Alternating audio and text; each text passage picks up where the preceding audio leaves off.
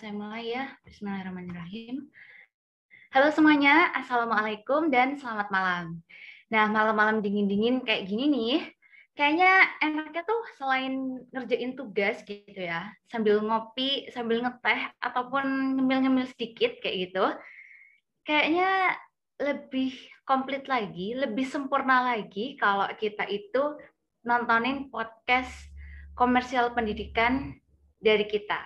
Nah, berhubung hari ini juga hari libur juga nih, ya walaupun satu hari aja, tapi teman-teman tetap harus semangat ya, jangan kendor, dan pokoknya vibes males-malesannya itu harus diilangin. Oh ya, aku juga mau ngucapin selamat datang buat kakak-kakak, buat semuanya di podcast Komersial Pendidikan, yang kali ini kita bakal ngebahas sesuatu yang benar-benar menarik banget, menarik di kalangan mahasiswa-mahasiswa baru maupun mahasiswa-mahasiswa yang udah pada tua nih. Aduh maaf banget nih ya. Nah, di sini kita bakal ngebahas sesuatu yang menarik banget, yaitu dengan judul Kita Mahasiswa atau Donatur. Nah, dalam pembahasan kita kali ini, kita bakal ditemenin sama narasumber-narasumber yang kece badai, yang luar biasa, yang keren-keren, pokoknya yang cantik-cantik, ganteng-ganteng lah pokoknya. Tapi sebelum itu, sebelum perkenalan sama narasumbernya, kayaknya lebih enak kenalan dulu deh. Ya, masa bawain acara nggak kenalan dulu sama yang bawain acara. Kenalin, nama aku Iza Nafisa Fikriani dari jurusan Pendidikan Guru Sekolah Dasar angkatan 2020. Nah, di sini aku masih maba banget ya. Maba artinya itu mahasiswa baru. Yang otomatis kalau mahasiswa baru itu pengennya tuh punya banyak informasi gitu ya tentang perkuliahan, tentang dunia perkuliahan, tentang kampus ya gitu ya. Nah, di sini kita bakal ngebahas tentang hal-hal seputar dunia perkampusan dan dunia perkuliahan. Karena tadi aku udah uh, nyinggung-nyinggung sedikit, nyenggol-nyenggol sedikit tentang narasumbernya itu bakal keren-keren banget, tapi kayaknya kurang komplit kalau pembahasan kita nggak ditemenin sama salah satu pasangan. Ya, sebenarnya pasangan ini nggak selalu menjerumus tentang hal-hal yang pacaran ataupun ke jenjang yang menikah gitu ya. Tapi ini tuh lebih ke ya nemenin aku aja gitulah ya. Nah, di sini aku bakal ditemenin sama Kak Ilyas ya. Ini salah satu mahasiswa yang pokoknya banyak gaya, banyak tingkah, banyak banget ngomongnya gitulah. Tapi dia tuh nggak kalah keren kayak gitu, nggak kalah keren sama narasumber kita hari ini. Jadi daripada pembicaranya itu sendirian aja ya, nggak mau kalah keren ini, Kak Ilyas mungkin bisa kenalan dulu nih Kak Ilyas. Oke, halo, selamat malam semuanya. Halo Kak Perkenalkan, Ilyas. namaku Muhammad Ilyas Nurhak, ya, biasa dipanggil Ilyas. Aku dari jurusan psikologi angkatan 2020. Ya, jadi benar banget nih apa yang dikatakan sama Kak Iza gitu ya. Jadi aku sama Iza ini sama-sama maba gitu ya. Atau kalau mungkin di kalangan maba sendiri kita nggak asing nih sama istilah maba online gitu ya. Kita udah kuliah gitu ya dari awal dulu masuk itu serba online gitu ya, mulai dari PPAK ya, kemudian ada pengenalan jurusan sampai sekarang kuliah pun serba online. Tapi kalau dirasa-rasa gitu ya, walaupun kita kuliah online ya, mungkin nggak pakai sarana prasarana kampus, tapi kadang dirasa loh ini UKT-nya aja kita bayarnya full gitu ya kan. Nah ini sebenarnya juga menjadi pertanyaan gitu kan buat kita maba. Nah, semoga ya di podcast ini ya dengan sharing-sharing nantinya ya dengan narasumber yang kece-kece ini semoga bisa menjawab gitu ya salah satu pertanyaan tadi. Nah, kalau tadi mungkin aku dianggapnya Iza cuman teman gitu ya. Ya nggak apa-apa ya. Emang di sini cuman buat nemenin Iza aja gitu. Ya, itu kan tadi udah kenalan ya sama apa moderatornya gitu ya. Ada aku sama Iza. Nah, sekarang kita mau kenalan dulu nih sama narasumber kita yang nggak kalah kecenya nih. Nah, mungkin boleh nih dimulai dari siapa ya kira-kira? Ya, mungkin bisa Mas Arif Fahmi. Boleh Kak bisa memperkenalkan dirinya? Ya, Ilyas, terima kasih atas waktunya ya. Halo teman-teman semua. Ya di sini mungkin perkenalin ya. Nama saya Arif Amiri Tonga dari jurusan Pendidikan Guru Sekolah Dasar angkatannya 2019. Yaitu ya baru setahun lah di kampus ngerasain lingkupnya offline di PGSD. Ya mungkin sekarang ya sama teman-teman yang maba yaitu ya tetap pelaksanaan kuliah secara online. Begitu mungkin perkenalannya itu dulu. Kembali lagi kepada Elia Oke, satu ini. salam kenal Kak Fahmi. Oh ya, Kak Fahmi ini kalau boleh tahu sekarang kesibukannya jadi apa ya Kak? Atau kesibukan akhir ini ada kegiatan apa gitu? Oh iya, mungkin untuk akhir-akhir ini ya, untuk tahun periode ini alhamdulillah ya menjabat sebagai ketua hima di himpunan mahasiswa dengan guru sekolah dasar yang di Ngalian begitu. Mungkin itu jadi akhirnya yang mempersiapkan proker-proker yang berguna untuk jurusan maupun lingkungan gitu. Oke, wah keren banget nih ya. Jadi tadi udah kenalan ya sama narasumber kita yang pertama yaitu ada Kak Fahmi ya selaku Ketua Hima PGSD Ngalian tahun 2021. Nah, silakan nih Kak Izzat. Yang lain mungkin bisa juga memperkenalkan dirinya. Nah, tadi kita udah kenalan nih sama Kak Fahmi yang nggak kalah kerennya sama pasangan aku itu tadi, Kak Ilyas. Ya. Nah, sekarang aku pengen banget nih kenalan sama narasumber yang, mohon maaf nih, sebenarnya masih lebih cantikan aku sih, tapi ya udahlah nggak apa-apa. Ini aku mau kenalin sama teman-teman semuanya. Ini adalah narasumber yang super cantik ya, karena di antara narasumber-narasumber yang lainnya ya jelas paling cantik sih. Nah, ini dia Kak Sekar. Yuk Kak, boleh kenalan sedikit? Halo semuanya, selamat malam. Perkenalkan, nama saya Ditya Sekar Maulidiana dari jurusan PGSD angkatan tahun 2019.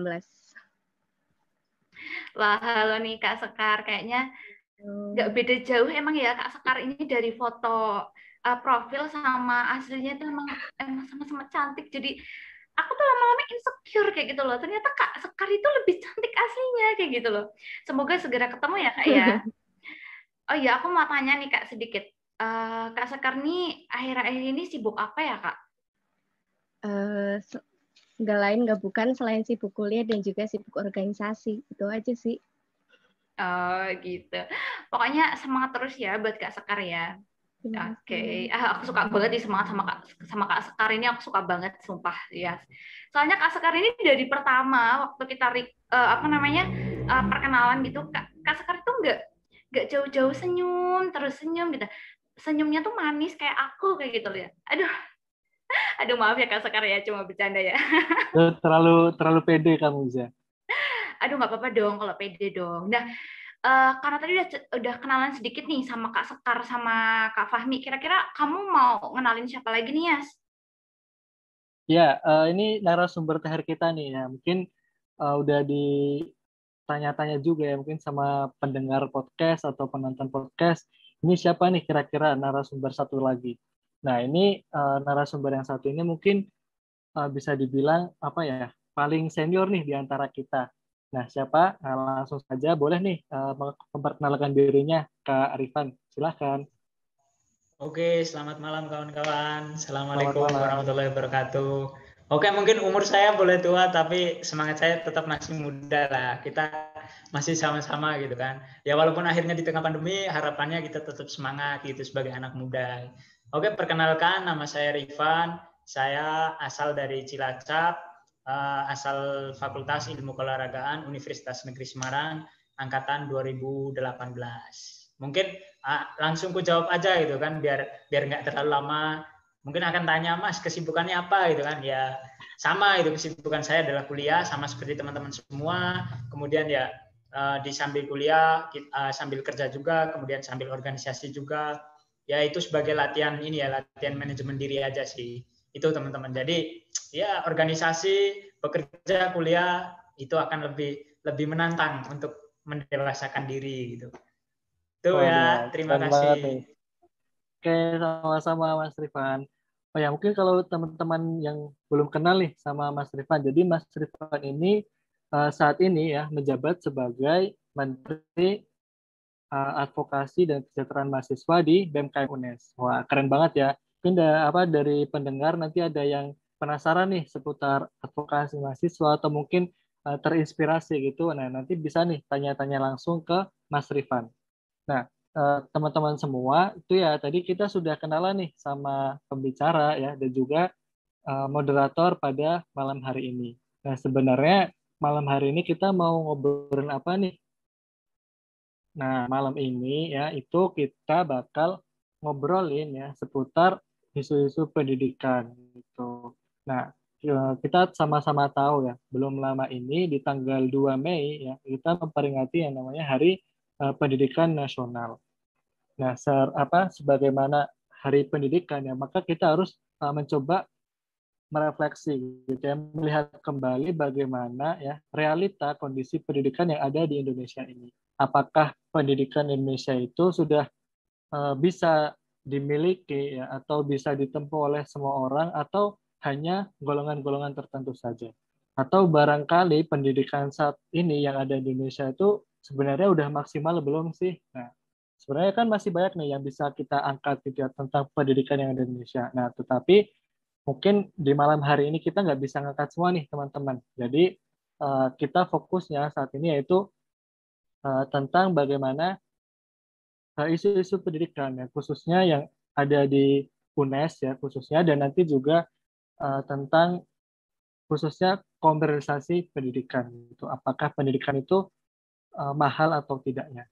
Nah, mungkin langsung saja nih ya untuk pertanyaan yang pertama ya buat narasumber semua. Jadi bagaimana nih pendapat dari kakak-kakak semua tentang biaya pendidikan di Indonesia?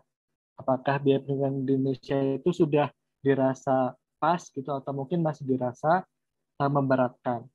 Nah, untuk kesempatan yang pertama ini mungkin bisa dijawab oleh Kak Fahmi terlebih dahulu. Silakan Kak Fahmi. Ya, terima kasih Mas Ilyas atas persilakannya. Mungkin mengenai apa yang ditanya Mas Ilyas ya, mengenai biaya pendidikan yang ada di Indonesia saat ini, mungkin melihatnya apa ya, terkadang biaya pendidikan pun yang diberikan, kalau saya melihat dari daerah saya sendiri, apalagi dari SD sampai SMA, mungkin kalau dari situ menurut saya biaya pendidikan cukup bisa dijangkau. Akan tetapi apa yang bisa dijangkau tersebut infrastruktur yang dirasakan oleh siswa itu yang dirasakan pun tidak maksimal yang di kota. Terlihat sangat jelas ketika saya sudah di Semarang ya. Saya melihat perbedaan sangat jelas ketika di kota itu semuanya ada laboratorium, fasilitas, semuanya itu tersedia dalam satu sekolah. Kalau di kampung melihatnya itu terkadang terpisah. Kadang di sekolah ini ada, di satu desa ada misal ada 6 SD, mungkin yang aja fasilitas full seperti laboratorium dan lain-lain itu hanya satu SD, dan itu yang bisa disebut SD favorit. Jadi untuk kesetaraan fasilitas berdasarkan biaya menurut saya walaupun terjangkau, pemerintah itu hanya memberikan sekedarnya saja, tidak memberikan yang semaksimal mungkin. Jadi membedakan antara yang di kota dan di desa. Mungkin itu sih pendapat saya. Jadi kalau melihat dari sisi yang di daerah saya sendiri, menurut saya dijangkau, tapi untuk infrastruktur menurut saya sangat kurang. Tapi kalau jika melihat di biaya pendidikan di daerah saat kita sekarang berkuliah ataupun universitas, itu bisa melihat juga dari UNES ataupun kita ya, apalagi dari sendiri, dari Ngalian, mungkin yang udah pernah ngerasain offline nih. Tadi kan Iza sama Ilyas kan belum pernah ngerasain ya. Kalau melihat dari itu, menurut saya melihat di kampus Ngalian sendiri, ketika melihat di SMA di Semarang, melihat saya pun kayak kampus saya itu bukan suatu kampus yang menurut saya impikan. Jadi ketika saya di desa melihat, oh di kota nih, nanti berarti berarti kampus saya ini megah, kayak melihat di YouTube atau yang lain ya, di UI dan lain itu kan sangat megah. Ketika melihat kampus saya sendiri, melihat loh begini begitu, kadang kita merasa oh jadi apa yang saya setorkan pun seperti tadi kan bahas donatur atau bukan ya mahasiswa. Saya melihat di sini mungkin bisa disebut juga donatur karena perbedaan pun karena yang di Ngalian dan pusat pun berbeda. Mungkin dengan pembahasan ini pun melihat hal ini biaya harus bisa disamaratakan sih, antara tidak ada pembeda-bedaan antara di kota ataupun di desa, antara pun di cabang dan ataupun pusat. Mungkin itu pendapat saya, Mas Ilyas. Bisa kembali, Mas Ilyas. Oke, makasih Mas Fahmi ya tadi untuk jawabannya. Wah, keren banget nih ya. Tadi mungkin bisa disimpulkan gitu ya. Kalau dari jawaban Mas Fahmi, itu merasa bahwasannya untuk biaya pendidikan saat ini yang ada di Indonesia itu dirasa cukup terjangkau ya. Hanya saja tadi untuk masalah infrastruktur gitu ya, di masing-masing sekolah itu masih ada kesenjangan gitu. Ada yang sekolahnya sudah memadai dan ada pula yang belum memadai. Nah, itu tadi pendapat dari Mas Fahmi gitu ya. Nah, selanjutnya kita bisa dengar nih sama-sama pendapat dari Mbak Sekar. Nah, silakan Mbak Sekar, gimana nih pendapatnya tentang biaya pendidikan yang ada di Indonesia ini? Oke, terima kasih Mas Ilyas. Menurut saya pribadi, biaya pendidikan di Indonesia itu tentunya mahal ya, dari jenjang sekolah dasar bahkan sampai perguruan tinggi. Bahkan aku tuh pernah mikir kayak gini, sampai pernah mikir kenapa pemerintah itu tidak memberikan kebebasan dana untuk pendidikan, jadi biaya pendidikan itu gratis untuk siapapun di jenjang pendidikan manapun, dan juga kayak nggak usah lah ngasih bantuan sosial dalam bentuk apapun. Jadi kita tuh menerimanya itu dalam bentuk biaya pendidikan yang gratis gitu loh. Gitu dulu sih. Oh ya, menarik banget nih jawaban dari Mbak Sekar ya. Kalau menurut Mbak Sekar itu tadi dikatakan bahwasanya biaya pendidikan di Indonesia itu mahal gitu ya. Dan harapannya Mbak Sekar itu malah bagaimana pemerintah ya, seharusnya memfasilitasi rakyatnya untuk bisa bersekolah secara gratis gitu ya. Dengan tadi salah satunya memberikan bantuan-bantuan sosial. Wah, ini menarik gitu ya. Berarti ada beda pendapat nih antara Mas Fahmi dan juga Mas Sekar. Nah, ini mungkin bisa kita juga harus tahu nih gimana pendapat dari narasumber kita yang satu lagi nih. Nah, silakan Mas Rifan, gimana nih menurut Mas Rifan pendapatnya tentang biaya pendidikan yang ada di Indonesia ini? Oke, terima kasih. Sebelumnya saya mau mengucapkan mohon maaf yang sebesar-besarnya untuk teman-teman semuanya. Kemudian kalau kita berbicara terkait dengan biaya pendidikan ya, sangat menarik ini. Kenapa saya bilang sangat menarik? Ya karena ini pembahasan kita semua, pembahasan kita bersama gitu. Kita merasa bahwa kita sebagai aktor, kita sebagai agen dalam dunia pendidikan. Namun apakah pendidikan itu sudah memberikan jangkauan kepada siapapun gitu? Saya sepakat dengan Fahmi gitu. Saya sepakat juga dengan Sekar gitu kan, bahwa sebenarnya mereka lebih memandang, si Fahmi lebih memandang bagaimana dia dulu merasakan di SD, di jenjang dia itu pendidikan masih sangat murah dan masih sangat bisa terjangkau gitu kan. Namun apa yang dikatakan dengan Sekar juga benar gitu, bahwasannya sekarang ini sudah terbalik gitu. Dalam kurun 10 tahun terakhir, gelombang protes atas kebijakan-kebijakan pendidikan itu semakin masif gitu. Kenapa sih gitu? Mungkin teman-teman tanya. Hal ini itu sering dengan adanya biaya kuliah yang meningkat, kemudian biaya pendidikan yang 10 kali lipat selama 36 tahun terakhir, hampir 36 tahun terakhir itu selalu naik gitu. Aku berbicara tentang ini ya, mungkin tadi Fahmi berbicara tentang jenjang SD, kemudian Sekar menambahi SD sampai SMA gitu, karena kita fokusnya adalah kita sebagai teman-teman yang kuliah di perguruan tinggi, mungkin saya lebih fokus ke situ gitu. Mahalnya biaya pendidikan kuliah membuat kemajuan generasi muda Indonesia dalam membangun bangsa itu saat ini berkurang gitu. Karena apa? Saat ini saja mayoritas angka kerja itu lulusan SD, sedangkan yang merupakan lulusan sarjana dan diploma itu hanya 11% teman-teman. Ketika kita melihat negara tetangga, negara sebelah, yaitu Malaysia yang dengan angka 24%-nya, kemudian Singapura mencapai 29%, angka angkatan kerja di negerinya gitu kan. Sedangkan kita bagaimana? Itu yang menjadi pertanyaan di benak kita semua untuk negara kita, untuk pemerintahan kita, untuk sama-sama membangun kritik bahwa ya pendidikan itu sangat penting untuk generasi muda gitu kan. Kita berbicara terkait dengan itu. Kemudian dengan riwayat pendidikan formal yang rendah, banyak generasi muda Indonesia terserap di industri sebagai buruh dengan hubungan kerja yang tidak adil seperti outsourcing, kemudian kontrak berkepanjangan, maupun sebagai buruh migran di luar negeri yang minim sekali perlindungan gitu kan. Seperti yang kita ketahui bersama bahwa teman-teman sekarang ya, semisal lulus SD, lulus SMA, lulus SMK, langsung diarahkan bahwa ya udahlah kerja aja, ngapain kuliah, ngapain pendidikan tinggi-tinggi gitu kan. Kalau akhirnya ya kalian juga kerja, mending sekarang kerja aja lah. Kita juga kadang terlena gitu kan. Saya sendiri kadang terlena loh dengan kuliah dalam hal semisal ya. Ini ada kerjaan ini, lumayan ini bayarannya. Kemudian pas saat itu juga ada kuliah, saya rasa, aduh kuliah bisa disambil lah. Ini kerjaan lumayan ini bisa dapat uang banyak lah. Itu yang harusnya kita sadari bersama bahwa oke, uang itu kita butuhkan, tapi uang itu bukan segalanya gitu. Iya, kita segalanya butuh uang, tapi uang bukan segalanya. Kalau kita berbicara pendidikan itu adalah nomor satu gitu. Karena untuk apa ya? Untuk mencerdaskan kehidupan bangsa sesuai dengan nilai luhur kita, sesuai dengan cita-cita bangsa Indonesia gitu kan.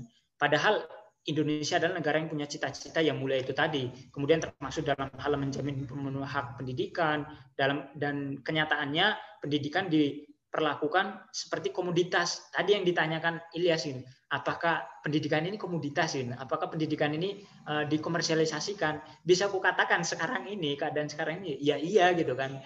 Kita pendidikan kita dikomersialisasikan gitu. Kemudian apa sih yang membuat pendidikan itu seolah diperdagangkan? Apa mungkin pendidikan yang dapat dijadikan barang dagang, atau kenapa kuliah semakin mahal gitu kan? Itu yang menjadi pertanyaan kita semua, bahwa kalau kita sadari bersama, aku sepakat gitu yang dikatakan Deskar bahwa dari pendidikan yang dulu sampai sekarang itu memiliki peningkatan yang sangat drastis gitu. Pada zaman Soekarno pendidikan masih bisa dijangkau oleh siapapun gitu kan. Bahkan Soekarno mengatakan bahwa siapa yang mau bersekolah gitu kan, sesuai dengan Undang-Undang Nomor 4 tahun 1950 kan, itu dijamin terkait dengan hak pendidikan. Kemudian ditambah lagi dengan Undang-Undang Nomor 20 tahun 1961.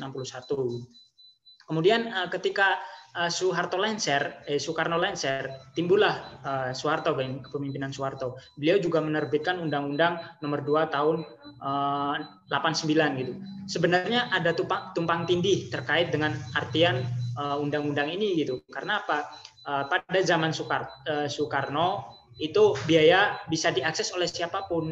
Namun pada Soeharto mulai ada terpetak-petakan, sehingga pendidikan ini tidak bisa dirasakan semua kalangan. Kemudian setelah Soeharto lengser, era pendidikan bangsa Indonesia kita itu era 1999 sampai 2012 gitu kan.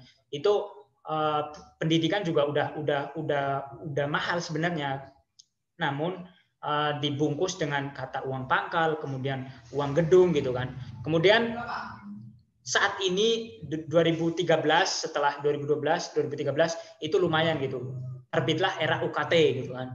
Era UKT ini berawal dari mana? Ya berawal dari uang pangkal atau uang gedung tadi, karena dirasa uang pangkal dan uang gedung ini benar-benar sangat memberatkan gitu kan. Kemudian terbitlah UKT dengan tujuan, dengan landasan bahwa UKT adalah uang kuliah tunggal gitu kan. Yang artinya ya udah kita cuma bayar di awal, setelah baik KKN, baik kita ada kegiatan yang lainnya, PPL ataupun kita berbicara praktek di lapangan ataupun praktek di laboratorium itu nggak dikenakan biaya gitu, karena udah masuk dalam UKT. Kemudian yang luput dari UKT adalah diterbitkannya Permendikti nomor 7 tahun 2000 nomor 39 tahun 2017, yang akhirnya di situ diberikan kebebasan otonomi kepada PTN. Untuk apa? Untuk memungut biaya-biaya di luar uang kuliah tunggal, seperti ya tadi yang aku sebutkan di awal, bahwa selain UKT itu dipungut biaya semisal KKN, PPL, kemudian kita praktek itu diberikan otonomi kepada kampus, diberikan otonomi kepada perguruan tinggi untuk bisa melakukan pungutan di luar UKT. Nah, ini yang akhirnya membuat pendidikan yang awal tujuannya adalah UKT itu adalah uang kuliah tunggal, bukan lagi gitu loh, tapi udah menjadi barang dagangan, udah menjadi barang komersialisasi gitu, komoditas yang akhirnya ya siapa sih yang nggak tahu gitu kan, bahwa contoh saja kita sebagai UNES gitu, UNES yang katanya kampus rakyat, kemudian yang katanya itu kampus paling murah, apa sih itu gitu kan? Apakah benar kenyataan? Bisa aku tanyakan kepada teman-teman semua. Teman-teman ngerasa bahwa UKT itu ditetapkan sesuai dengan keadaan ekonomi teman-teman? Enggak gitu kan? Saya yakin enggak gitu kan? Padahal teman-teman ya sesuai dengan keadaan real, dengan kenyataan bahwa harapannya dengan saya mengisi keadaan ekonomi, kemudian keadaan rumah, keadaan orang tua adalah ya saya mendapatkan UKT yang sesuai. Semisal gaji orang tua saya adalah 2 juta, ya minimal maksimal adalah saya mendapatkan UKT 1,5. Itu pun bagi saya sendiri yang merasa keberatan gitu kan. Tapi pada kenyataannya kita masukin gaji orang tua 2 juta, malah kena UKT 3, 4 lah. Ini perlu dipertanyakan itu. Yang salah sistemnya atau apanya gitu. Itu yang akhirnya dan perlu teman-teman ketahui bahwa terbaru adalah ada peraturan Permendikbud nomor 2 Permendikbud itu nomor 20 tahun nomor 25 tahun 2020 itu di pasal poin 9 mengatakan bahwa setiap biaya kuliah di perguruan tinggi itu ditetapkan pada kenyataannya di lapangan. Ketika saya sendiri ya kan di advokasi gitu kan, saya mendampingi dan banyak banget yang undang-undang itu dilanggar gitu kan. Ya karena apa? Karena pemerintah sekedar memberikan undang-undang tanpa akhirnya terjun ke kampus-kampus dan malah justru memberikan kebebasan untuk kampus menentukan otonomi sendiri. Makanya ini UNES sendiri sedang mengejar PTNBH. Nah, kita kan BLU nih, Badan Layanan Umum. Kita masih bisa mengakses gimana, kemudian kita masih di bawah kementerian. Namun ketika UNES itu beranjak ke PTNBH, perguruan tinggi berbadan hukum, semua otonomi terkait dengan UKT itu diserahkan kepada UNES. Dan aku yakin ketika itu diserahkan kepada UNES secara menyeluruh, UNES bukan kampus rakyat lagi, dan kasihan adik-adik kita yang akan kuliah di UNES gitu. Karena apa? Biaya kuliah pasti akan sangat mahal. Coba kita tengok ke tetangga kita gitu, ke Undip gitu. Itu jangan tanya mahasiswa Undip itu luar biasa gitu. Ya karena mereka mampu gitu kan. Akhirnya bagi mereka biasa, tapi cobalah mereka ke UNES gitu kan. Kita ini ya, kita realistis aja. Semisal jajan di UNES aja 10.000 itu kita udah ngerasa mahal gitu kan. Tapi kalau di Undip, ketika mereka jajan di UNES, loh masa ini cuma 10.000? Kalau di Undip loh 20.000 lah. Ini kan perbandingan yang sangat luar biasa gitu kan. Apalagi kalau kita melihat latar belakang UNES sebagai kampus rakyat, kampus yang hadir katanya untuk rakyat, ini kampus pendidikan yang tujuannya adalah untuk mencerdaskan kehidupan bangsa. Itu mungkin pantikan awal ya, bahwa perlu teman-teman ketahui bahwa emang dari tahun ke tahun, dari masa ke masa, pendidikan itu semakin tinggi dan menjadi barang komoditas dan dikomersialisasikan. Itu dari aku, teman-teman. Oke, makasih buat Mas Rifan nih. Wah, gimana nih teman-teman? Kayak udah semakin terbuka ya pandangannya gitu ya, terkait bagaimana sih biaya pendidikan di Indonesia gitu. Nah, ternyata tadi dari Mas Rifan sendiri juga langsung nih menyoroti tentang biaya pendidikan yang ada di UNES sendiri gitu ya, tentang bagaimana UNES berencana gitu ya menjadi PTN berbadan hukum gitu. Yang kalau misalkan ya itu terjadi, maka kebijakan tadi ya yang dikatakan UKT, uang kuliah tunggal, dan di luar itu nanti terserah pihak kampus gitu bagaimana mengelolanya.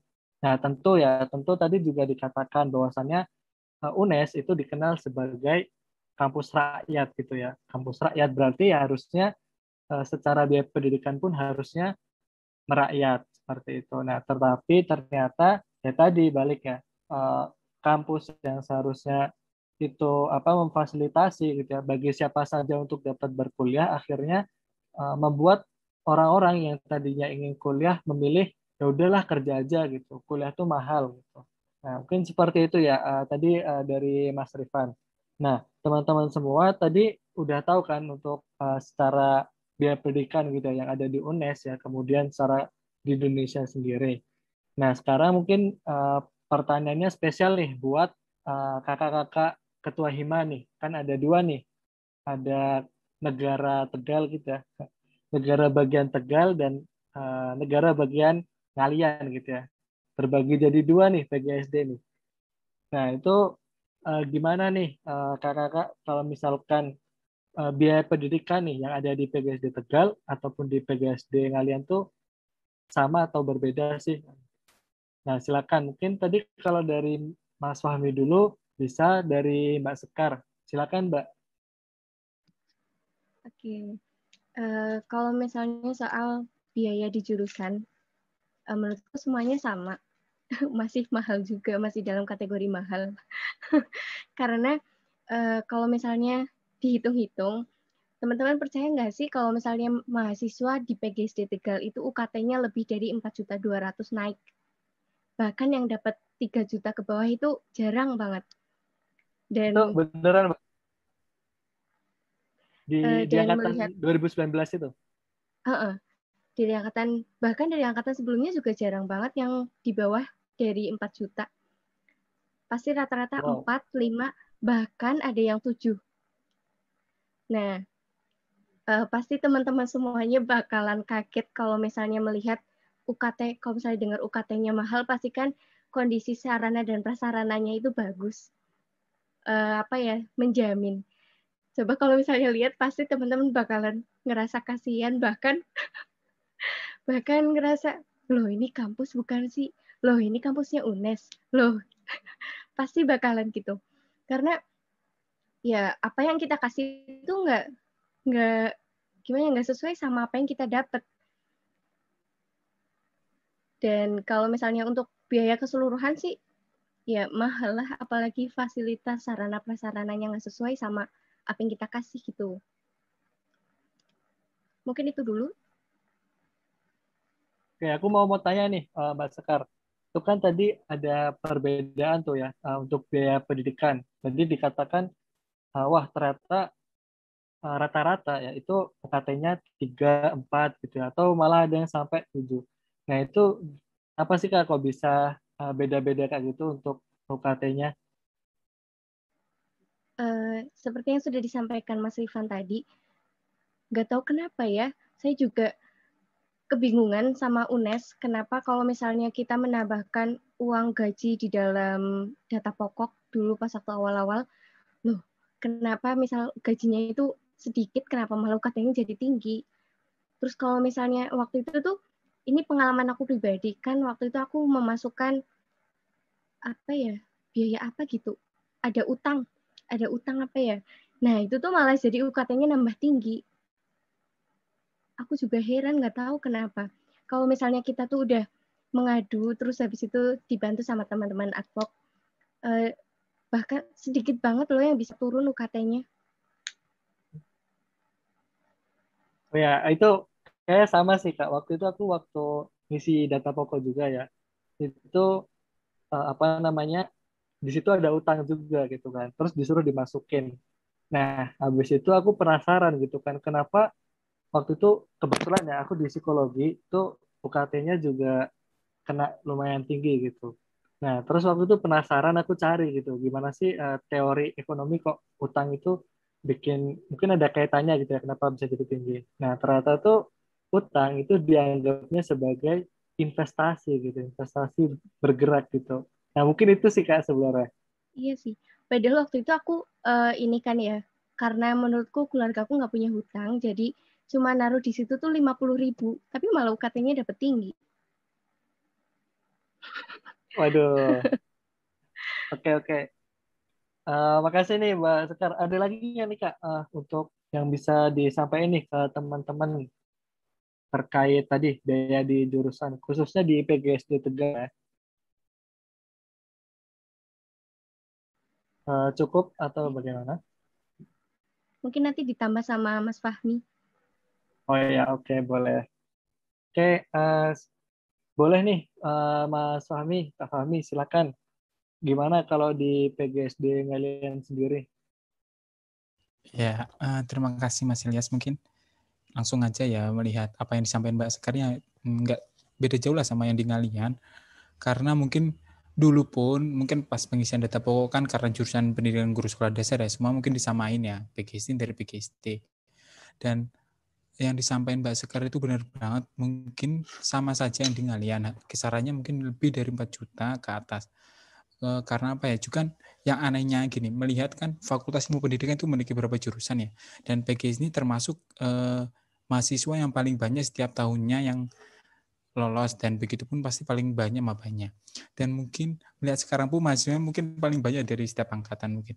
Dan melihat tersebut ketika kita melihat di Fakultas Ilmu Pendidikan yang di atas, ketika di psikologi ataupun di BK dan lain-lain, ketika Ngalian kan beda banget ya, melihat itu kok aneh gitu. Mungkin secara awam lah mau mikir loh, kita kan paling banyak nih mabanya, kita paling banyak kok infrastruktur kita kok gini ya, nggak sesuai ya, kok ke fakultas itu ya walaupun begitu tetap lebih kelihatan seperti kampus. Kalau di Ngalian sendiri ya begitulah kondisinya pun tidak di kota dan terpinggir begitu.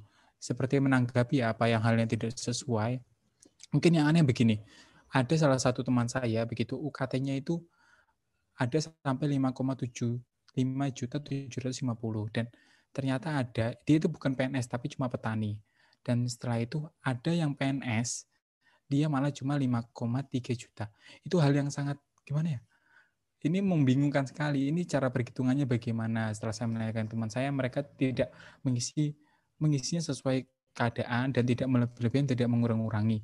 Serta melihat yang PNS kok bisa sampai begitu. Ketika ditanyakan ke advokasi dulu ketika maba, ternyata ya begitu tidak ada jalan keluar. Karena kan dulu hanya pengadvokasian, mendata, dan akhirnya tetap mereka sampai sekarang. Ketika ada banding pun, kemarin pun tidak turun. Ada kan sempat ada banding karena pandemi COVID ya. Dan ternyata mereka hanya turun hanya bersifat sementara karena hanya dibayar 1 semester.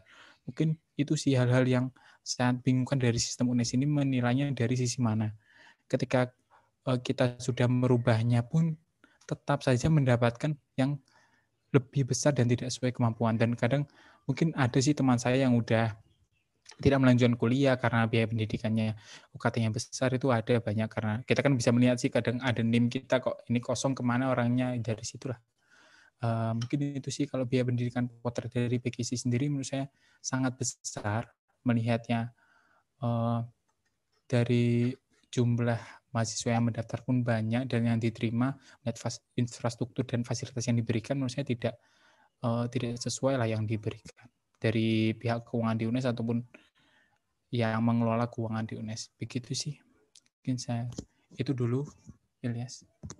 Oke, makasih Mas Fahmi. Wah, tadi ada informasi gitu yang berharga gitu ya. Mungkin dari teman-teman juga bisa sama-sama tahu gitu ya. Ada nih ya, ada anak petani gitu ya, dari keluarga petani ya, mengisinya ya sesuai keadaan, jujur seperti itu ya. Dapatnya 5,7 ya. Ada juga yang PNS gitu.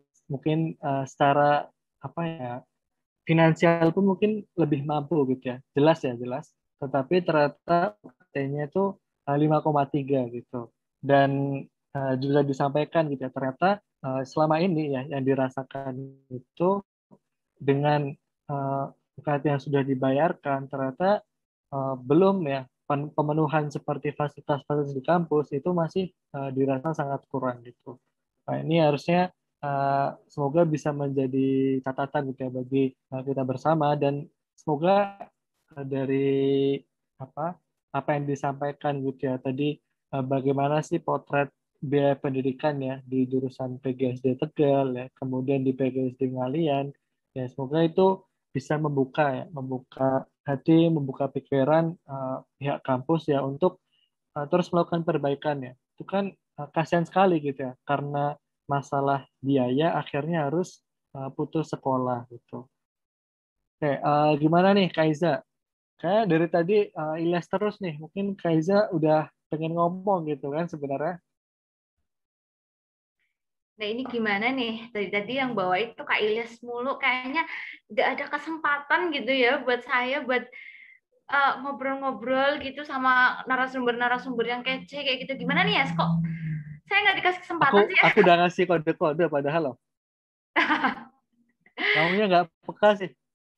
Aduh, maafin banget ya, aku emang orangnya nggak peka ini. Tapi mungkin narasumber kita itu emang peka-peka gitu ya orangnya ya. Banyak kawasan, banyak banget pengetahuan. Sumpah luar biasa banget sih kita ngehadirin narasumber-narasumber yang luar biasa. Nah, tadi udah bicara tentang biaya di Indonesia tersendiri dan biaya termasuk di kampus dan di jurusan-jurusan nih ya, untuk Mas Rifan dan Mbak Sekar dan Mas Fahmi. Ini aku mau tanya nih. Jadi setiap di sini kan otomatis ada keinginan masing-masing ya, baik secara lembaga maupun personal untuk pihak kampus. Jadi untuk Kak Rifan sendiri gimana nih Kak? Keinginan buat masing-masing buat secara lembaga maupun personal untuk pihak kampus kayak gitu. Oke, terima kasih Deiza atas waktunya.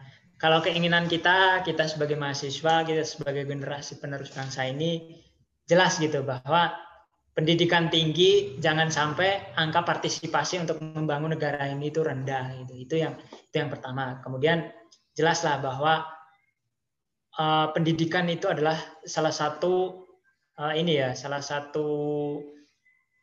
tiang dalam membangun sebuah negara gitu. Bagaimana kalau tiang itu hanya dibangun sekedar hanya dikasih semen gitu kan, namun tidak dikasih besi, tidak dikasih tembaga dan lainnya, hanya unsurnya adalah hanya semen. Semen itu pun kita beli gitu kan. Harapannya dengan semen itu buat justru malah kita udah membeli semen yang terbaik, terbagus, tapi ternyata yang dikasih oleh tokonya adalah semen yang ala kadarnya gitu.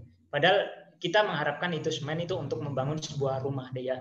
Itu adalah analogi dari keinginanku terkait dengan harapanku ke UNES sendiri. Kalau kita berbicara UNES, semualah yang mengatakan bahwa dari dulu itu mengatakan bahwa wah UNES itu murah loh, UNES itu terjangkau gitu. Tapi pada kenyataannya apa gitu kan? Itu yang akhirnya coba kita buka cakrawala kita bersama, kita kritik dengan hal-hal yang baik gitu, bahwa kita kritik pun ini bukan seolah-olah kita menjatuhkan UNES, bukan seolah-olah kita ingin menjelekkan UNES gitu loh. Itu yang akhirnya selalu diberikan statement kepada kita bahwa mahasiswa yang show up terkait dengan kebijakan itu adalah niatnya hanya ingin UNES jelek, hanya menjelek-jelekan nama UNES. Tapi sebenarnya ya masa sih gitu kan, nggak ada korek, nggak ada itu, tiba-tiba apinya menyala kan aneh gitu kan, kecuali itu ya mujizat dari Gusti Allah kan nih kalau kita berbicara seperti itu gitu. Itu yang akhirnya harapannya jelas bahwa UNES ini salah satu kampus di Indonesia yang tujuannya adalah mencetak pendidik-pendidik gitu, sesuai dengan yang dulu kita adalah bekas IKIP gitu kan. Itu salah satu keinginan kita. Kemudian keinginan tersendiri untuk saya bahwa ya UNES lebih peka lagi terhadap mahasiswa gitu. Oke, kita menuju PTNBH, mungkin kita ingin kampus itu baik secara secara cover, tetapi apakah secara isi dan secara substansinya UNES ini udah benar-benar hadir memberikan pendidikan yang murah, kemudian pendidikan yang mencerdaskan atau belum gitu. Apalagi kita berbicara di kondisi dan pandemi saat ini gitu. Kita ketahui bahwa wah UNES ini mencoba untuk membangun gedung-gedung yang wah gitu kan, biar terlihat dari luar bahwa wah UNES itu punya gedung ini, UNES itu punya ini. Bahkan sering dikatakan bahwa markas Avenger yang dari sana itu pindah ke sini gitu kan. Lah, ini tujuannya untuk apa gitu. Oke, itu adalah sebuah perpustakaan, tapi apakah perpustakaan itu dibangun dengan tidak mengorbankan mahasiswa? Itu yang akhirnya perlu kita pertanyakan. Kalau itu dibangun kemudian mengorbankan teman-teman mahasiswa, utamanya teman-teman mahasiswa baru dan apalagi jalur mandiri gitu kan, yang bisa aku katakan bahwa siapa yang membayar paling tinggi dia yang akan mendapatkan kursi gitu kan. Nah, makanya aku katakan bahwa ya pendidikan ini udah menjadi komersialisasi, barang dagangan ini komoditas. Nah, itu akhirnya harapan kita ke UNES bahwa ayolah NES gitu kan hadir, bagaimana bisa mengerti dan bisa memahami gitu. Ya sedikit informasi aja gitu kan terkait apa tadi yang dikatakan oleh Fahmi, bahwa anak petani dan anak PNS kok bisa tertimpang gitu kan. Ya ternyata sistem di situ bermain gitu kan. UNES iya di depan, UNES murah, jurusan ini sekian gitu. Tapi pada kenyataannya apa gitu kan. Apalagi ya jelas Permendikbud, Permenristek udah jelas bahwa UKT itu ditetapkan sesuai dengan keadaan ekonomi. Namun pada kenyataan di lapangannya seperti apa? UNES memberikan ini ya sistem data pokok, ya udah diberikan, tapi tanpa disosialisasikan gitu loh.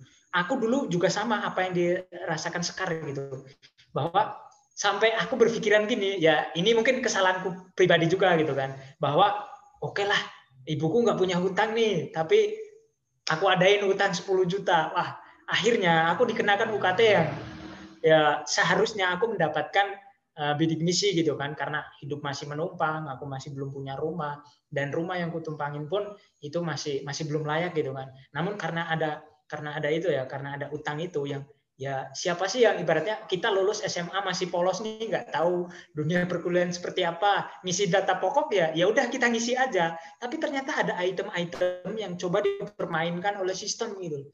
Sistem ini siapa yang buat gitu loh. Ketika kita ini ya, kita sering mengadvokasikan teman-teman mahasiswa dari birokrasi, itu benar-benar mereka hatinya benar-benar menjadi batu gitu kan. Ketika datang sama orang tua, nangis ini orang tuanya, Pak ini gimana, saya tidak mampu ini. Yang lebih anehnya lagi dan saya sayangkan bahwa kurang bijak gitu sebagai seorang pimpinan kampus mengatakan bahwa ya udah Bu, ketika anak ibu nggak bisa bayar kuliah di UNES, ya udah nggak usah kuliah di UNES. Ini sebenarnya yang menjadi problem utama, sehingga sistem yang disalahkan. Kalau kita menanyakan sistem itu yang buat manusia, itu yang buat sistem atau sistem yang dibuat oleh manusia gitu kan, itu yang akhirnya kita pertanyakan. Kalau kita berbicara tentang sistem, ya yang buat adalah UNES sendiri gitu kan. Bagaimana caranya mensosialisasikan mensosialisasikan sistem ini ke teman-teman yang lainnya, itu tidak diberikan oleh UNES. Harapannya teman-teman di sini ya kita gitu loh, kita yang memberikan sosialisasi. Namun kita juga tidak bisa tidak bisa menjangkau secara keseluruhan, sehingga ya yang bisa kita lakukan adalah orang-orang terdekat kita, sehingga kita nggak bisa menjangkau secara keseluruhan.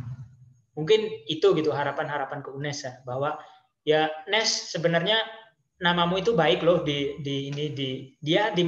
ini ya, banyak kita lihat aja bahwa banyak masyarakat di luar pulau, teman-teman kita di luar Pulau Jawa, bahkan dari Kalimantan, dari Sabang sampai Merauke, itu belajar di UNES gitu. Dengan harapan yaitu tadi, ketika mereka masuk dengan ekspektasi tinggi dan apa yang diberikan oleh UNES ternyata ya kayak gini toh, ya udah, akhirnya mereka kecewa dan pupus sudah harapan leluhur kita untuk membangun sebuah bangsa yang mencerdaskan kehidupan bangsa dengan melalui dunia pendidikan.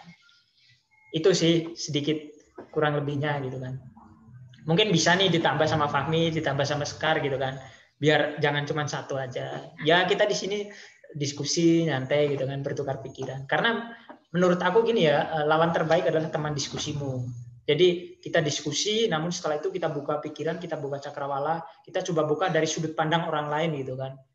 Oke lah, kita jangan terlalu ini ya. Yang menjadi kendala kita juga adalah kita terkadang terlalu elitis gitu. Misal Sekar bahwa, aku takut nih bicara sama Mas Rifan, terus misal aku takut nih bicara sama Ilyas, bicara sama Fikri, bicara sama Fahmi, ada Mas Ito, kemudian bicara sama Mas Satrio ya karena beliau lebih tinggi gitu. Justru Indonesia merdeka itu karena perdebatan kaum muda dan kaum tua gitu loh. Bukan karena kaum tua toh, bukan karena kaum muda toh, kan itu awalnya kan. Karena perdebatan itu kemudian timbullah kita untuk merdeka. Nah, itu harapannya bisa lah kita diskusi-diskusi gitu. Ya perbanyak diskusi di antara kita sehingga kita bisa menjadi awal gitu, bisa menjadi ujung tombak untuk merubah bangsa ini. Walaupun akhirnya ya susah gitu loh. Kalau kita berbicara sistem pemerintahan, sistem pendidikan, sistem politik itu udah sangat mengakar gitu kan. Seorang yang sangat mulia, sangat baik, ketika dia diterjunkan dalam sebuah pemerintahan dan dia diserang oleh banyak orang, ya tinggal keimanan dia yang berbicara gitu kan. Itu sih. Itu dari aku, Deiza. Wah, luar biasa banget ini Kak Rifan. Mungkin kita bisa tepuk tangan ya Kak Rifan. Banyak banget ini tadi opinya, keren-keren banget dan sangat luar biasa banget. Dan bahkan kalau aku sendirian dihadapkan dalam posisi ini kayaknya nggak bisa seluar biasa dan wah Kak Rifan sendiri nih. Luar biasa banget ini Kak Rifan. Nah, tadi berbicara tentang masih adanya ketidaksepadanan tentang apa namanya surprise dan ini ya Kak ya, fasilitas-fasilitas yang kita dapatkan gitu ya. Terus juga ada ketimpangan permasalahan biaya kayak gitu. Nah, tadi Kak Rifan sendiri kan bilang kalau kita itu lebih baik perbanyak diskusi kayak gitu ya Kak ya. Biar nambah wawasan, apa namanya? Menambah banyak pengetahuan juga nih. Kan tadi kita udah dengar dari Kak Rifan sendiri. Dan aku di sini pengen dong denger tanggapan dari Kak Sekar sendiri gimana. Soalnya dari tadi aku nggak banyak ngobrol nih sama Kak Sekar nih. Malah Ilyas terus nih yang banyak ngobrol sama Kak Sekar nih. Gimana nih Kak Sekar nih?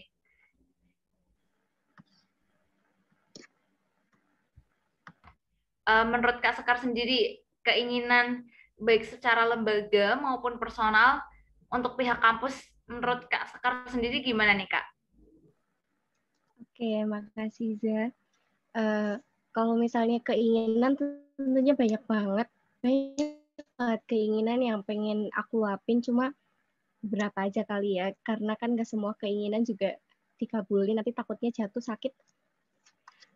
Menurutku keinginan sebenarnya ini bukan cuma aku doang sih, aku juga beberapa udah diskusi sama teman-teman. Jadi mereka minta pemenuhan hak dan kewajibannya sebagai mahasiswa itu dipenuhi. Kayak misal sarana dan prasarananya diperbaiki, terus habis itu kenyamanan dalam perkuliahan diperbaiki juga. Gimana caranya? Kalau itu feedback dari apa yang kita kasih, ya masa kita mau ngasih doang, terus habis itu nggak dikasih apa-apa, kan nggak mungkin. Terus soal ini sih, kita tuh pengen banget koordinasi antara mahasiswa dengan dosen itu terjalin baik, apalagi soal keuangan di organisasi itu menurutku juga penting banget sih, dan jadi keinginan tersendiri buat kalau misalnya kita mengajukan ya sebisa mungkin dari pihak birokrasi ya cepat mencairkan dana gitu loh. Kalau misalnya sudah disetujui kenapa nggak buru-buru buat apa namanya ditransfer. Jadi kita tuh kalau kan banyak banget kendala dalam pelaksanaan kegiatan tuh, salah satunya ada di keuangan juga. Dan keuangan tuh menurutku jadi yang paling penting dan juga paling utama sih. Jadi kalau misalnya dari keuangan aja udah ibaratnya gimana ya, pelan, terus habis itu udah males-malesan ya, buat kegiatannya juga males-malesan. Padahal aku pikir kegiatan tuh yang mahasiswa buat itu tentunya buat kampus, ya nggak sih? Nah, kalau misalnya kenapa kita ibaratnya tuh kita kan udah kerja secara ikhlas buat organisasi yang nantinya buat kampus. Tapi kenapa kampus tuh lama banget ngasih jalannya gitu loh. Ngasih kayak misal, kan dibayang-bayang tuh gampang banget. Ini loh uang 10 juta buat kamu bikin kegiatan, kan gampang. Itu juga tuh uang dari mahasiswa, yang make juga nantinya mahasiswa gitu loh. Tapi kenapa dipersulit? Bahkan udah beberapa bulan kan semenjak dilantik periode baru tuh bener-bener soal keuangan itu susah sih. Dan harapanku dan juga teman-teman yang lain, semoga itu cepat teratasi dan juga ya cepat dikasih duitnya. Karena nggak enak juga kalau misalnya kita udah melaksanakan kegiatan, terus udah lama banget loh, maksudnya belum ada konfirmasi kejelasannya dari pihak birokrasi soal pendanaan itu. Udah dulu sih itu. Oke, ini Kak Sekar ini walaupun perempuan sendiri tapi dia itu nggak kalah keren kayak gitu loh ya. Aduh, luar biasa banget ini Kak Sekar. Nggak kalah keren dari Kak Rifan sama Kak Fahmi. Wah, nih. Tadi kita juga udah ngebahas gitu ya, Kak ya. Tadi belum adanya pemenuhan hak kewajiban mahasiswa. Terus kayak pendanaan untuk organisasi sendiri belum cair-cair kayak gitu, nggak gercep kayak gitulah ya bahasanya kayak gitu ya Kak ya. Iya. Nah, tadi udah mendengar dari pendapat dari Kak Rifan sama Kak Sekar. Sekarang mungkin beralih ke Kak Fahmi kali ya. Halo Kak Fahmi. Halo Iza. Ini kayaknya first time aku ngobrol sama Kak Fahmi ya Kak ya. Soalnya Iya. dari tadi itu dari awal pembukaan sampai sekarang kayaknya yang buka pertanyaan itu Ilyas terus buat Kak Fahmi. Kayak gitu ya Kak ya. Iya benar-benar. Nah, aku mau tanya nih Kak, mengulas tentang yang tadi, kita nggak jauh-jauh tentang keinginan masing-masing ya, baik dari Kak Rifan, dari Kak Sekar. Nah, aku pengen tahu pendapatnya Kak Fahmi tentang keinginan Kak Fahmi ini, baik secara lembaga maupun personal, itu untuk pihak kampus. Menurut Kak Fahmi sendiri gimana? Terima kasih ya Iza atas kesempatannya. Mungkin apa ya yang disampaikan Mas Rifan, Mas Mbak Sekar tadi kan udah sangat mencakup banget ya. Apalagi mungkin saya sedikit menambahkan apa yang disampaikan Mas Rifan ya. Sebenarnya bukan hanya dari pihak rektorat atau apa yang pernah seperti contoh tadi ada seorang orang tua yang datang ternyata dapat balasan yang tidak menyenangkan begitu karena ketidakmampuan. Sebenarnya tidak hanya di tingkat fakultas sendiri, Fakultas Ilmu Pendidikan mungkin Mbak Sekar tahu sendiri. Sebenarnya di tingkat fakultas pun ada yang begitu pimpinan kita. Ketika dulu kita di awal periode kan ada namanya coffee morning dengan pihak pimpinan fakultas, dan ketika ada suatu pertanyaan, jika ada mahasiswa yang kurang tidak bisa melanjutkan ini bagaimana ya?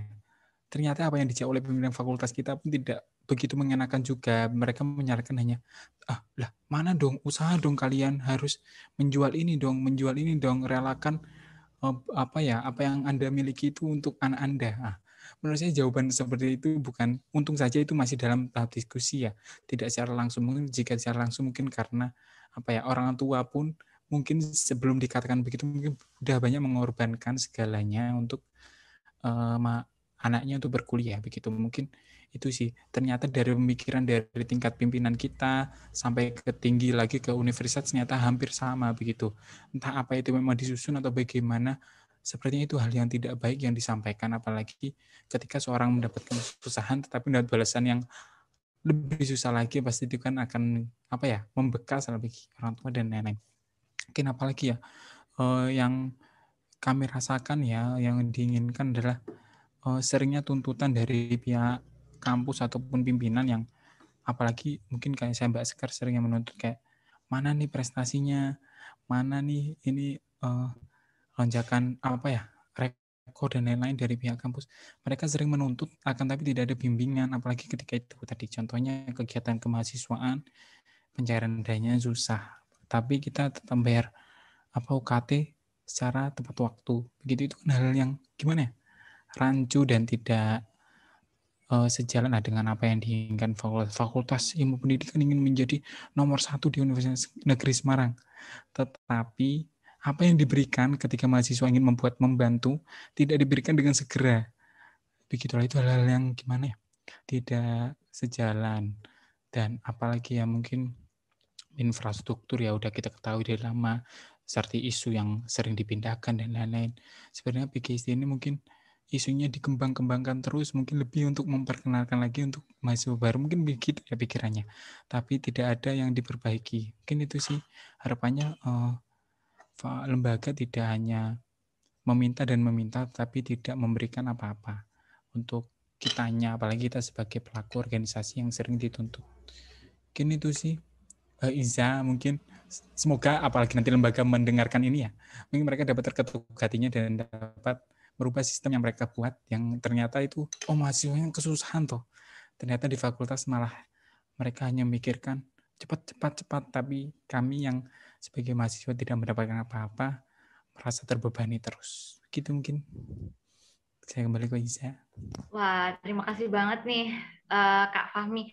Ini waktu tadi dengar adanya pendapat dari dosen ya Kak ya, terkait dengan tadi yang mau lanjut tapi nggak ada biaya. Sebenarnya waktu aku dengar itu tuh kayak, loh kok bisa jawabannya kayak gitu loh.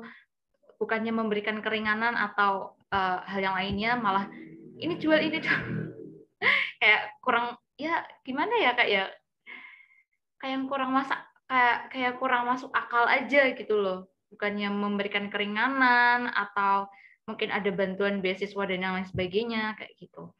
Nah, tadi udah mendengar tentang keinginan masing-masing nih dari Kak Rifan, dari Kak Sekar juga, terus yang terakhir dari Kak Fahmi. Untuk pertanyaan selanjutnya nih, aku pengen tanya lagi sama Kak Sekar. Halo Kak Sekar.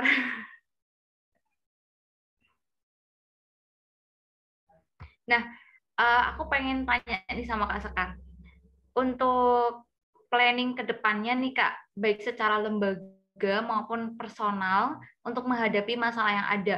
Seperti tadi kan kita ada beberapa permasalahan seperti ketimpangan biaya perkuliahan kayak gitu, seperti UKT atau SPI kayak gitu ya Kak ya. Jadi menurut Kak Sekar sendiri, planning ke depannya baik secara lembaga maupun personal untuk menghadapi masalah yang ada itu gimana nih Kak? Oke, terima kasih.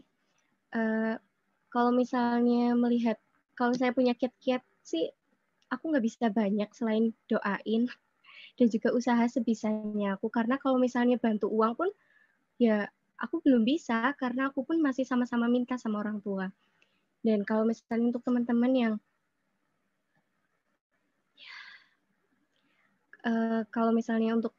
yang misalnya dalam hal UKT nanti pembayaran itu kesusahan, mungkin aku akan membantu untuk ngomong sama advokasinya gitu loh. Kayak gimana ya caranya, soalnya ya kita semua juga sama sih kena pandemi, gimana-mana ekonominya sama-sama turun.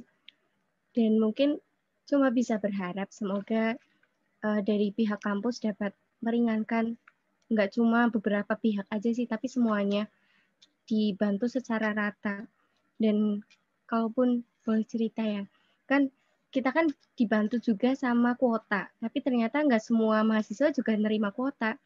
Padahal itu udah berjalan kita online 1,5 tahun kurang lebih. Dan ya gimana ya, masa misal uang diibaratkan nih uang 4.200.000 masa buat dapat kuota satu kali aja nggak pernah. Jadi ya gimana ya? Kalau misalnya buat kiat-kiatnya sih, ya itu aku usaha dan juga doa biar birokrasinya tuh pihak kampus tuh meringankan.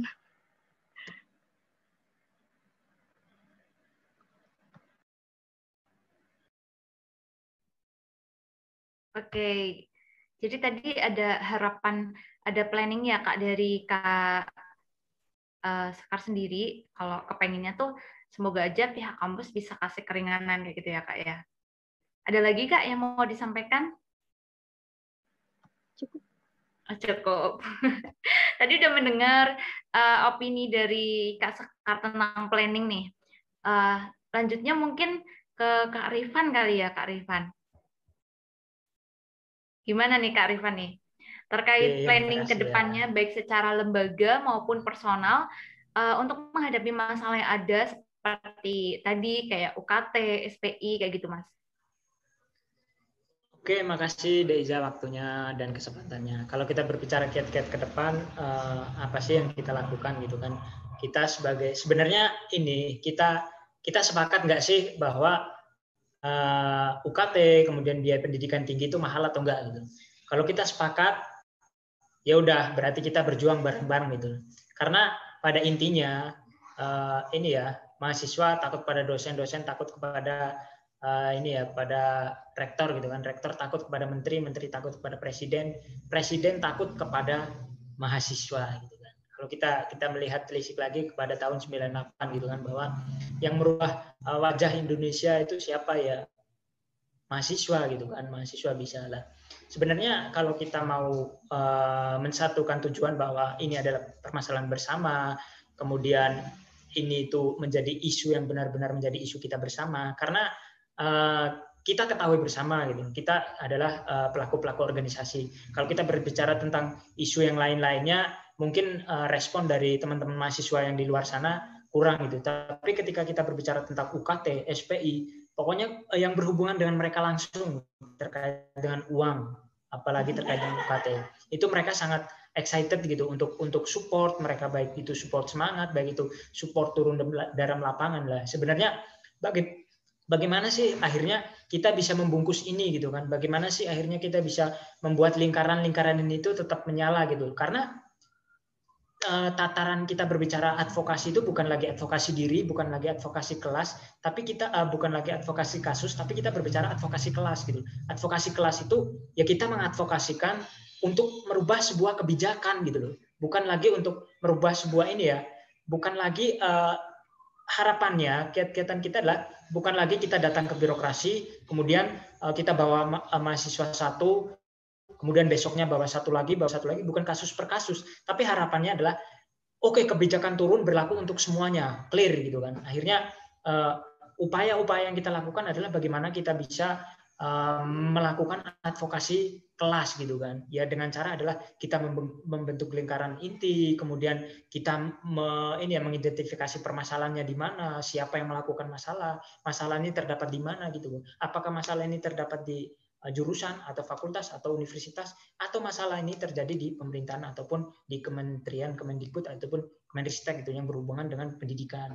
Nah itu. Kemudian untuk kiat nyata ataupun tindakan-tindakan nyata di saat ini, baik lembaga di advokasi ataupun secara sendiri, ya kita mempersiapkan terkait dengan penerimaan mahasiswa baru, kemudian kita mempersiapkan terkait dengan mekanisme nanti ketika mereka ada kendala harus melapor ke siapa, kemudian bagaimana cara kita mengadvokasikan mereka kepada pimpinan bahwa mereka keberatan terkait dengan UKT. Itu sih yang kita lakukan gitu kan. Ya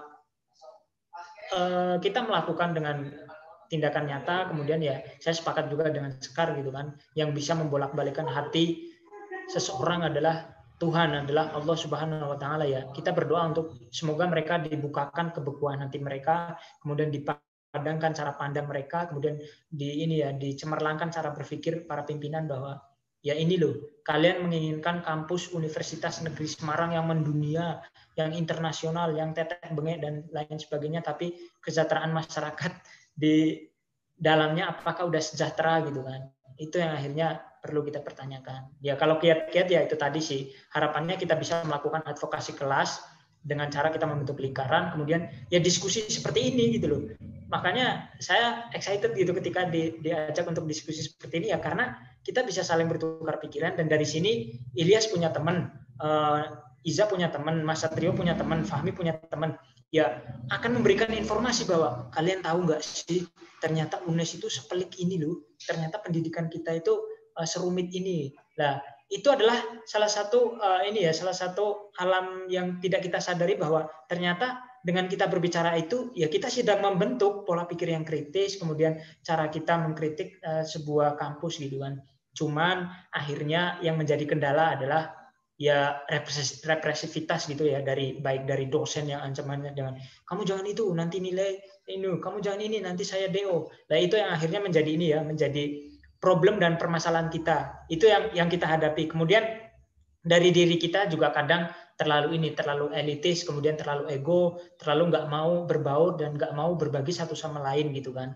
Akhirnya ya udah kita bodoh amat, mereka nggak tahu, ya udah yang penting kita tahu dan kita bergerak sendiri lah. Ini yang akhirnya ayolah marilah kita buka cara pandang, cara pemikiran kita bahwa orang-orang di sekeliling kita adalah mereka yang membutuhkan bantuan kita. Ya kalau kita berbicara Tridharma perguruan tinggi, jelas salah satunya adalah pengabdian gitu kan. Kita diharapkan sebagai generasi penerus, kemudian pengabdian kita seperti apa ya? Ya kita peduli terhadap sekitar gitu kan. Kita peduli terhadap sesama, itu adalah bentuk pengabdian kita. Itu sih kalau dari aku pribadi gitu. Oke, terima kasih nih Kak Rifan. Berlanjut lagi ya ke Kak Fahmi, kita ngobrol lagi nih Kak Fahmi. Untuk Kak Fahmi sendiri nih, kira-kira planning ke depannya, baik secara lembaga maupun personal untuk menghadapi masalah-masalah yang ada di kampus kita nih Kak. seperti UKT, SPI, yang tadi sudah dijelaskan dalam opini-opininya Kak Rifan sama Kak Sekar. Menurut Kak Fahmi sendiri gimana, Kak? Ya, terima kasih Za. Mungkin apa ya, kasus-kasus seperti mahasiswa yang kesulitan ya dalam bidang mungkin UKT, SPI, dan lain-lain, itu hampir tiap tahun terjadi ya di PGSD. Mungkin sebelumnya tahun saya itu ada mahasiswa yang kesulitan, mungkin kegiatannya mungkin hampir sama ya akan saya lakukan, dan teman-teman mungkin Hima yang bisa membantu. Pertama mungkin ketika ada mahasiswa yang kesulitan, paling pertama kan menginformasikan ke kami, setelah itu kami langsung ke advokasi fakultas dan setelah itu ke birokrasi. Ketika di situ stuck di advokasi, di birokrasi itu paling sering terjadi, dan ternyata solusinya dari kami langsung saja ke pihak birokrasi yang ada di jurusan, yaitu ada Kajur, Sekjur, dan kemarin tuh pas angkatan kami ada masalah tersebut, kami langsung menghubungi Sekjur. Mungkin bagaimana ya Pak, ini ada mahasiswa yang kekurangan membayar UKT, kadang udah di 50%, kadang memang ada sih, setiap pembayaran UKT kan ada siapa yang udah bisa membantu, dan sekarang mungkin ada angsuran dan lain-lain. Mungkin ketika kita langsung ke pihak jurusan, ternyata tidak mudah sih, kadangnya ada. Mungkin pas sewaktu itu langsung ada dibantu, yaitu dengan model yaitu meminjamkan terlebih dahulu untuk membayarkan, tidak dibantu. Tapi setelah itu terjadi, untuk selanjutnya ternyata tidak jadi dibayarkan dan digratiskan begitu. Mungkin kiat-kiat kami mungkin lebih baik lebih mengobrolkan lagi lah, mengkomunikasikan lagi dengan pihak jurusan, yaitu dengan ketika ada mahasiswa yang memang benar-benar nggak bisa dengan hal-hal yang kekurangan dan lain-lain, setidaknya pihak jurusan walaupun dari kantong sendiri mungkin bisa membantu begitu sih. Mungkin kiatnya dari segi itu. Mungkin itu sih kiat-kiatnya. Kembali ke Iza. Oke, tadi udah mendengar planning-planning dari Kak Fahmi, Kak Rifan, dan Kak Sekar. Nah, menurut kamu gimana nih, Yas? Kira-kira? Ya, kalau menurutku sendiri gimana ya? Ya sebenarnya kan ini baik lagi ya, karena ini masalah bersama juga ya, khususnya tadi tentang UKT, SPI ya, itu kan semuanya masalah bersama. Jadi ya tetap ya, karena itu adalah masalah bersama, jadi kita juga harus berjuang bersama juga. Jangan berjuang sendiri gitu kan. Kalau berjuang sendiri itu rasanya bakal berat gitu ya. Mungkin nanti kalau di tengah jalan putus asa nggak ada yang nyemangatin gitu. Kalau misalkan berjuang bareng-bareng itu kan mungkin rasanya bisa lebih ringan kayak gitu. Itu sih Za kalau aku ya. Nah, jadi teman-teman semua ya, ini nggak terasa nih kalau teman-teman dengerin sampai sini, itu berarti teman-teman udah mendengarkan 1 jam nih di podcast kita ini.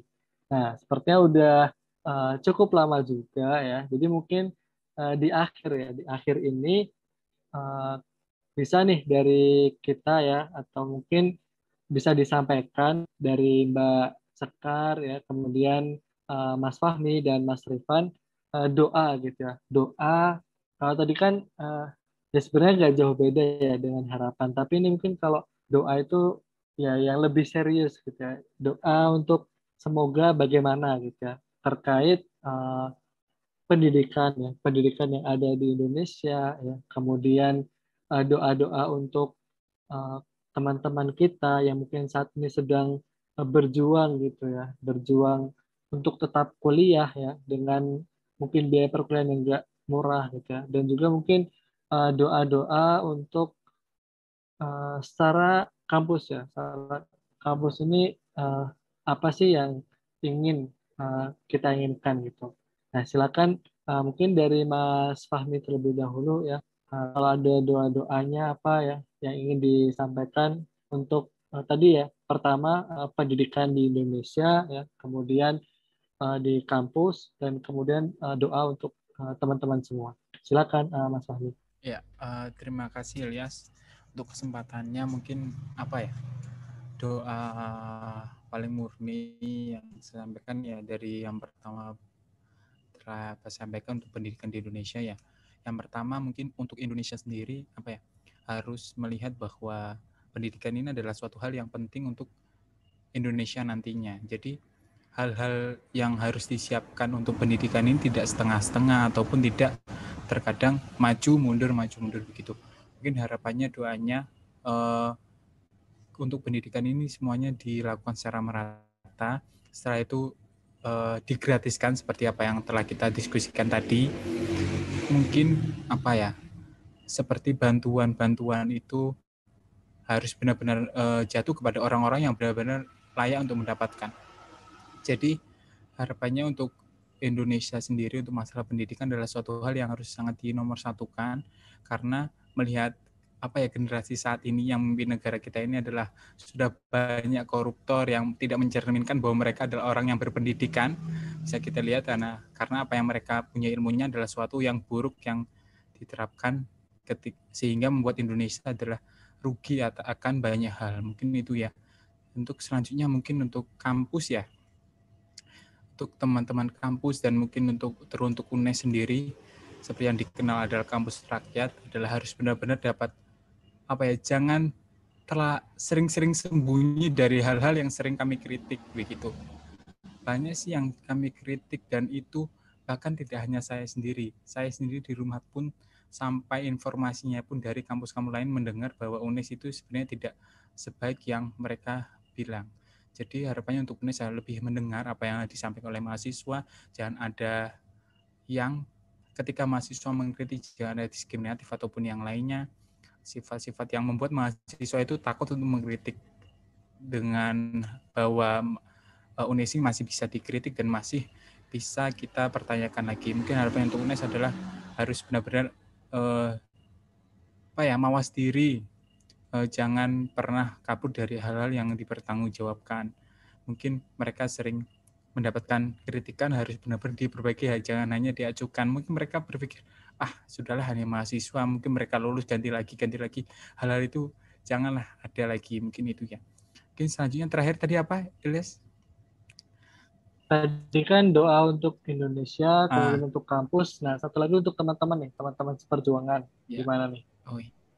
Mungkin ini ya, untuk teman-teman seperjuangan semuanya, mahasiswa mungkin dari yang sekarang lagi sibuk skripsi ataupun lagi maba, mungkin harapannya tetap semangat aja walaupun kita berada di lingkungan, mungkin khusus UNES ya, sering banyak problematika, banyak hal-hal yang tidak berkenan di hati kita.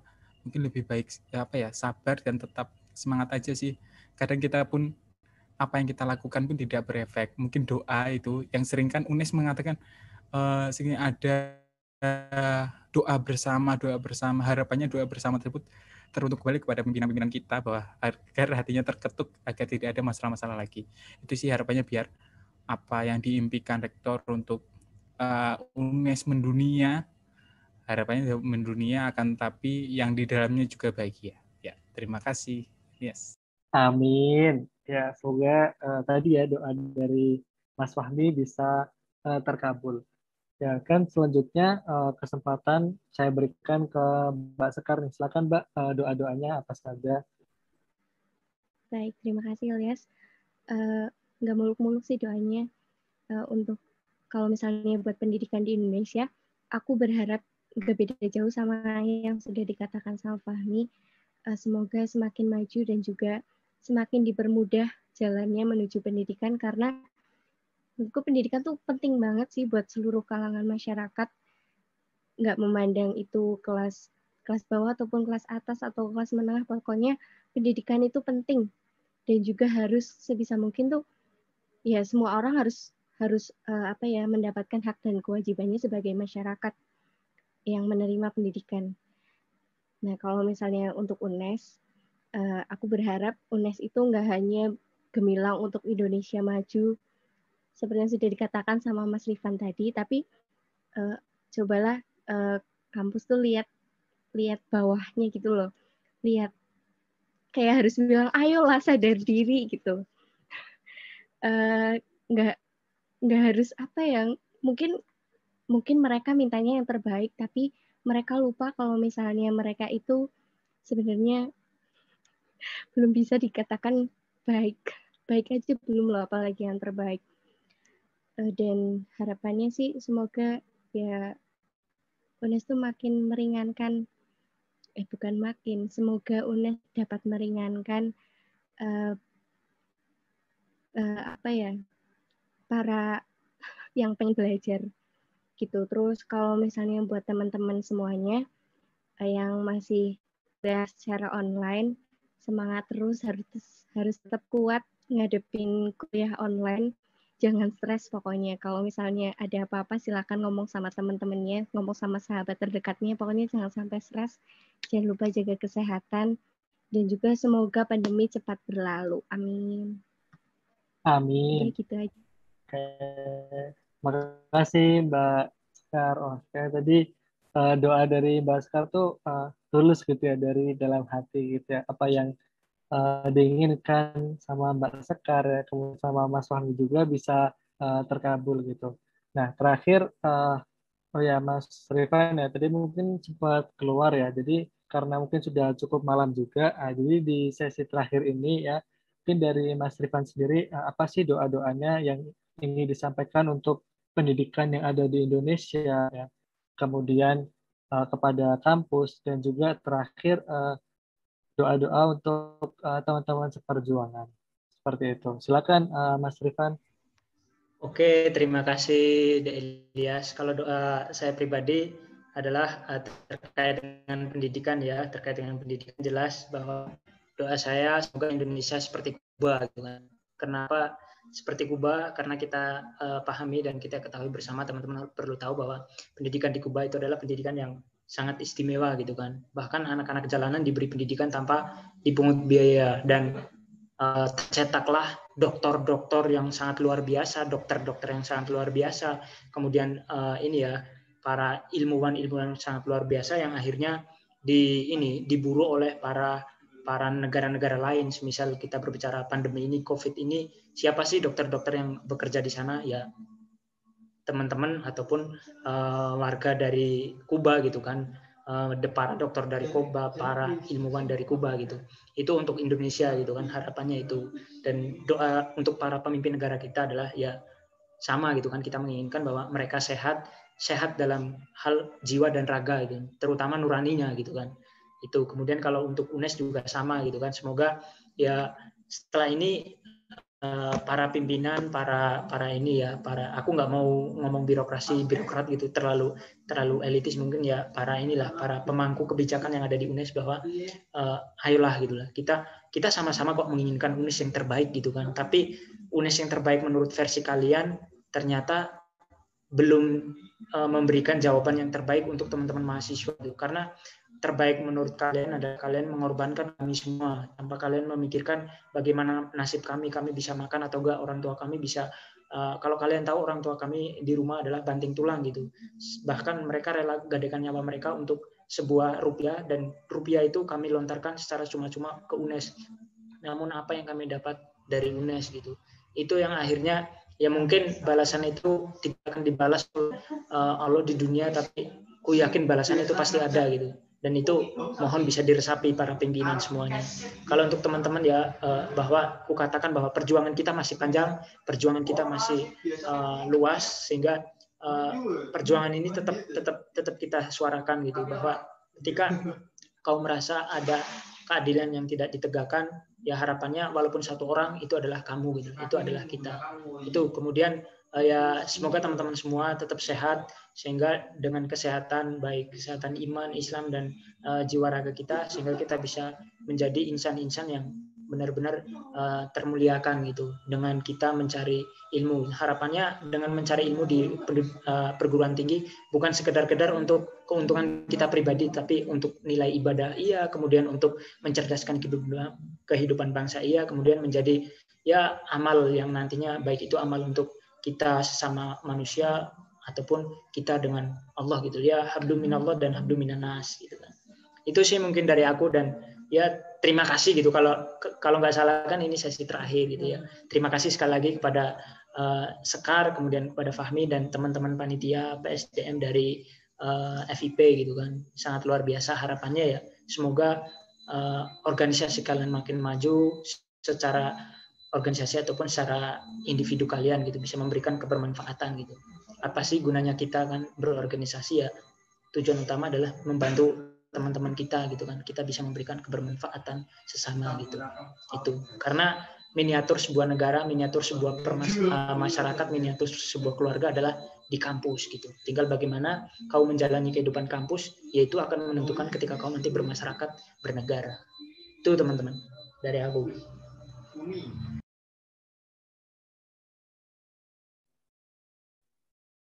Makasih banyak Mas Rifan ya, amin gitu ya. Semoga doa-doa ya tadi dari Mas Rifan, Mas Fahmi dan juga Mas Kar ya, semoga didengar oleh Tuhan ya, dan harapannya semua doa-doa kita bisa terkabulkan. Nah mungkin itu ya tadi pembicaraan kita ya seputar komunisasi pendidikan ya, apakah mahasiswa itu donatur ya atau bukan. Nah, selanjutnya gimana nih, Kak Iza? Selanjutnya ada apa? Nah, karena tadi itu kita udah seru banget berbincang-bincang dengan topik yang sebenarnya lumayan berat gitu ya, tapi ini merupakan salah satu topik yang menurut aku sih yang masih maba kayak gitu ya, yang belum ngerasain online, yang belum ngerasain offline, itu sesuatu yang menarik kayak gitu. Kayak dari tadi aku dengerin dari Kak Sekar, dari Kak Fahmi juga, lumayan kaget juga sih. Karena kemarin aku sempat emang ada urusan di kampus ya Kak ya. Tapi belum sempat ke kampus PGSD ngaliannya ya gitu. Tapi aku sempat denger juga dari teman-teman kalau apa namanya fasilitas di kampus itu nggak sepadan gitu. Ya yang tadi udah kita apa namanya obrolin bareng-bareng kayak gitu ya. Ternyata oh berarti bener apa yang dikata sama teman-teman aku kalau misalkan fasilitas yang kita dapetin, surprise yang kita dapetin itu nggak sepadan kayak gitu. Terus aku juga ngeliat kayak kampusnya itu nggak apa ya, nggak ya pokoknya di luar ekspektasi gitu lah. Apalagi ini nggak dipakai setahun kali ya Kak Fahmi ya. Ada setahun nggak dipakai ya Kak ya? Iya mungkin.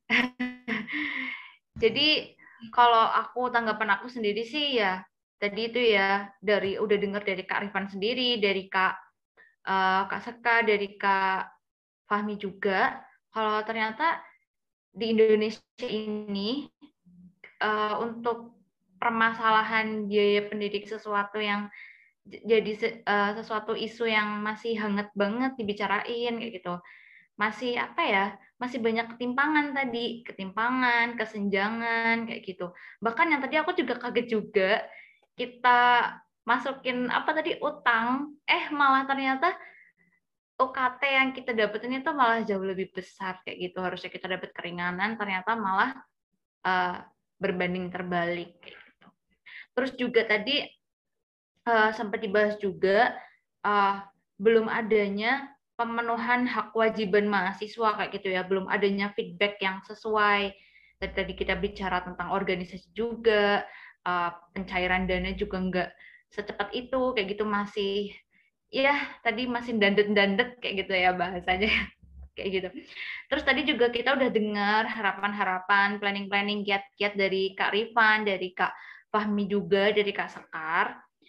Doa-doa kita juga bersama untuk mahasiswa-mahasiswa, untuk seluruh kating-kating, kakak tingkat, semua mahasiswa yang lagi menjalani ya, baik menjalani skripsi, magang, PKL-an, terus kita-kita yang masih online ya Yas ya.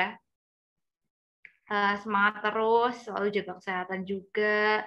Semoga adanya dampak COVID ini bisa memberikan kita banyak pembelajaran, banyak hikmah, dan semoga doa-doa kita juga segera diijabah dan terkabul oleh Tuhan.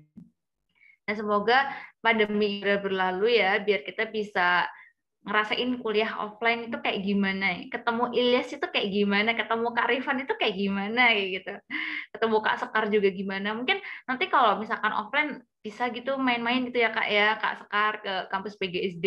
Tapi ngapain juga ya aku harus jauh-jauh ke PGSD Tegal buat ketemu Kak Sekar, orang Kak Sekar aja tetanggaan sama aku. Terus aku juga kaget tadi ternyata Kak Rifan itu asli Cilacap ya Kak ya.